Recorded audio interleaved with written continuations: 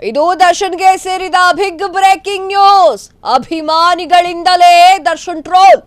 ಅಷ್ಟಕ್ಕೂ ದರ್ಶನ್ ಯಾವ ವಿಚಾರಕ್ಕೆ ಟ್ರೋಲ್ ಆಗಿದ್ದಾರೆ ಗೊತ್ತಾ? ದರ್ಶನ್ ಟ್ರೋಲ್ ಆಗೋಕೆ ಕಾರಣ ಏನು?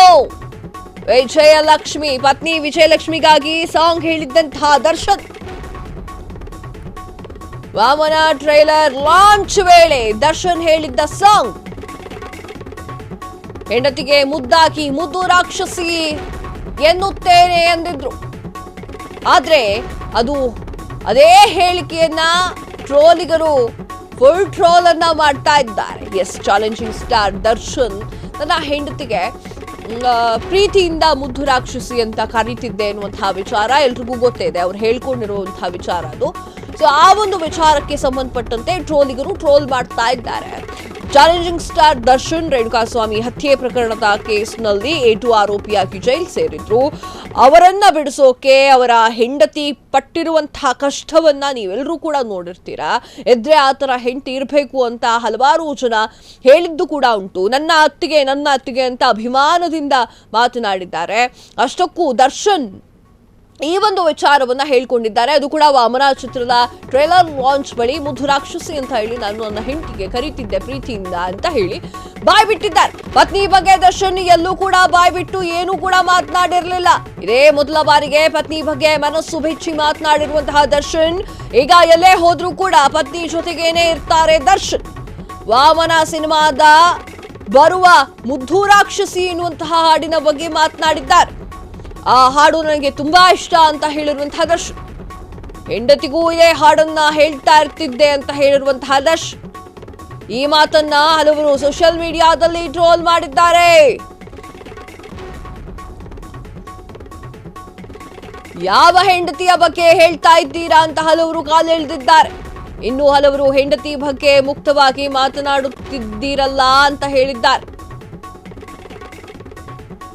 ನಟ ದರ್ಶನ್ಗೆ ಕಾಮೆಂಟ್ಗಳ ಸುರಿಮಳೆಯೇ ಬರ್ತಾ ಇದೆ. ಎಸ್, ಹೌದು, ಮುದ್ದು ರಾಕ್ಷಸಿ ಎನ್ನುವಂತಹ ಹಾಡು ಎಲ್ಲಾ ಕಡೆಗೂ ಕೂಡ ಜನಪ್ರಿಯತೆಯನ್ನ ಹೊಂದಿತ್ತು. ವಾಮನ ಸಿನಿಮಾದ ಹಾಡು ನಿಮಗೆ ಗೊತ್ತಿರಲಿ ವೀಕ್ಷಕರೇ, ವಾಮನ ಸಿನಿಮಾ ಬಹಳ ಹಿಂದೆ ತೆರೆಗೆ ಬರಬೇಕಾಗಿತ್ತು. ಕಾರಣಾಂತರಗಳಿಂದ ತೆರೆಗೆ ಬಂದಿರಲಿಲ್ಲ. ಮುದ್ದು ರಾಕ್ಷಸಿ ಎನ್ನುವಂತಹ ಹಾಡನ್ನ ತುಂಬಾ ವರ್ಷಗಳ ಹಿಂದೆಯೇ ಆ ಒಂದು ಹಾಡನ್ನ ರಿಲೀಸ್ ಮಾಡಲಾಗಿತ್ತು. ಅದು ಎಲ್ಲರ ಬಾಯಲ್ಲೂ ಕೂಡ ಇತ್ತು. ಈಗ ಇದೇ ವಿಚಾರವಾಗಿ ದರ್ಶನ್ ಟ್ರೇಲರ್ ಲಾಂಚ್ ನ ಬಳಿ ನನ್ನ ಹೆಂಡತಿಗೆ ಮುದ್ದು ರಾಕ್ಷಸಿ ಅಂತ ನಾನು ಕರೀತಿದ್ದೆ ಎನ್ನುವಂತಹ ವಿಚಾರವನ್ನ ಬಾಯ್ಬಿಟ್ಟಿದ್ದಾರೆ.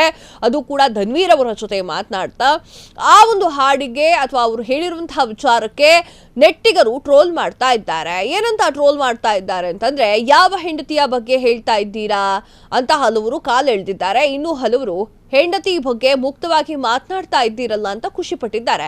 ಇನ್ನು ನೋಡೋದಾದ್ರೆ ದರ್ಶನ್ ತನ್ನ ಹೆಂಡತಿಯ ಜೊತೆಗೆ ತುಂಬಾ ಸುತ್ತಾಡ್ತಾ ಇದ್ದಾರೆ ಈಗ.